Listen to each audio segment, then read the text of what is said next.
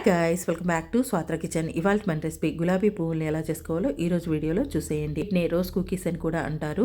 ముందుగా అందరికీ happy Christmas.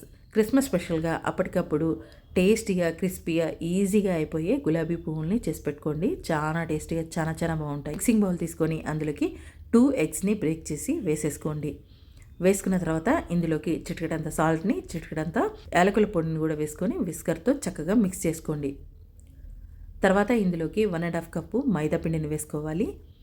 1/2 cup sugar పౌడర్ని వేసుకోవాలి. మీ స్వీట్నెస్కి తగినంత అయినా సరే వేసుకోండి. వేసుకొని విస్కర్తో ఒకసారి బాగా కలిపిన తర్వాత ఇందులోకి కొంచెంగా వాటర్ పోసుకుంటూ బ్యాటర్ లాగా మిక్స్ చేసుకోండి.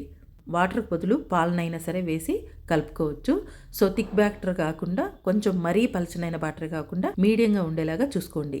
తర్వాత వేడివేడిగా కాగుతున్న ఆయిల్లోకి గులాబీ పువ్వులు చేసుకునే మోల్డ్ ఉంటుంది. ఈ మోల్డ్ని నూనెలో డిప్ చేసి 5 నిమిషాల పాటు ఉంచాలి. 5 నిమిషాల తర్వాత ఇప్పుడు బ్యాటర్లోకి డిప్ చేసి తీసి కాగుతున్న నూనెలోకి డిప్ చేయండి.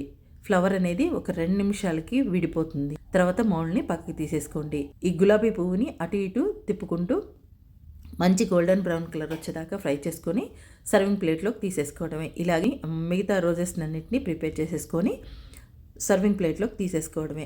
సో అంతేనండి, వెరీ సింపుల్గా 10 నిమిషాల్లో టేస్టీగా క్రిస్పీగా అయిపోయి గులాబీ పువ్వుల్ని ఈ క్రిస్మస్కి మీరు కూడా ప్రిపేర్ చేసుకోండి. నిజంగా టేస్ట్ అయితే చాలా బాగుంది. బయట స్వీట్ షాప్లో కొనే కంటే కూడా ఇలా సింపుల్గా ఇంట్లోనే ఫెస్టివల్ అప్పుడు ఎప్పుడు తినాలనుకుంటే అప్పుడు చేసేసుకోవచ్చు. సో క్రిస్పీ అండ్ టేస్టీ గులాబీ పువ్వులు రెడీ అయిపోయినాయి. సో తప్పకుండా మీరు ప్రిపేర్ చేయండి. మీకు ఎలా వచ్చిందో కామెంట్ చేయండి. వీడియోని లైక్ చేయండి, షేర్ చేయండి. Thanks for watching.